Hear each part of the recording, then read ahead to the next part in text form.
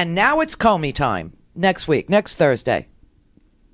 And like I said, if Trump tries to invoke privilege to prevent Comey from discussing the conversations he had with him, because Donald Trump has never met a privilege that he didn't think belonged entirely to him, we will play that tape on an endless loop to remind him that that privilege was one he did have it, but he screwed it up.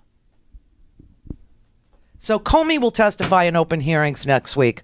So the confifi is going to hit the fafaza.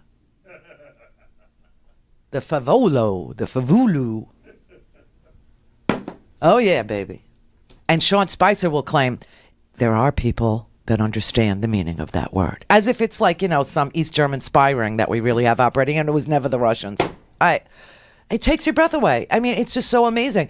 Everyone is on the TV right now. I tell you, everyone is on the TV right now saying we just gave up our position as leader of the free world. Everybody.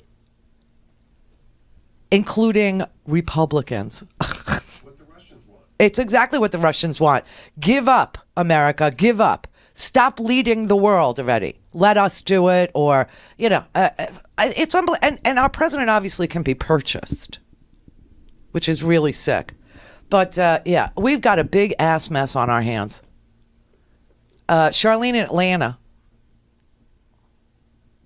Hi, Randy. Hi, First Charlene. time, long time. Oh, hi. Hi. I'm just so curious about this Trump decision today to remove us from the Paris Accord, from the climate. This is crazy. Yes, it's very crazy. And Trump has been dismantling the U.S. bit by bit since the inauguration. Yeah, you're and right. Today, he completed the process. Yeah. He abdicated our role as the world leader. Yep. And I truly think that Americans need to wake up, and we need to stop being naive and face the truth about this administration and the Republican Congress. Mm. They are traitors. They're all compromised by Putin and can be blackmailed because he also... They are being blackmailed. It feels like it's already happening. I mean, why would you give up? The Paris Agreement was a non-binding agreement. Okay, right. It didn't. Everything he said today in the Rose Garden was one giant lie. It's kind of like Gianforte's press guy. Every sentence we went through was a lie. Every single one.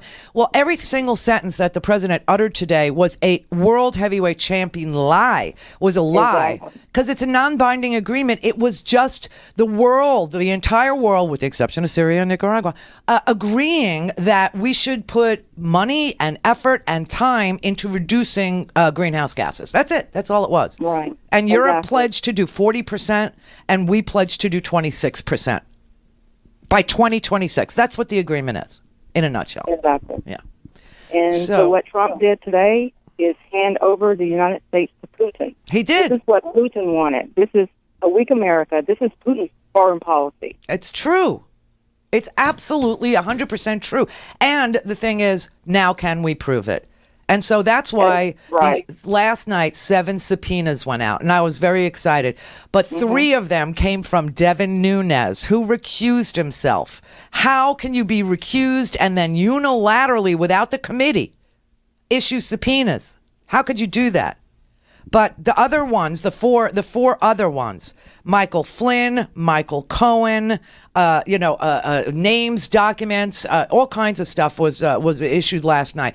I mean, this is coming to a head. And Comey, I promise you, if Comey's story is what I think it is, what you think it is, what everybody suspects it is, and that is that Trump fired him to end the Russia investigation, and that Trump asked him for loyalty, a pledge to Trump, not to the Constitution, but to pledge loyalty to Trump himself. If Comey says that, and that he tried to get him to drop the Russia investigation, especially the Flynn portion of it, that's obstruction of justice.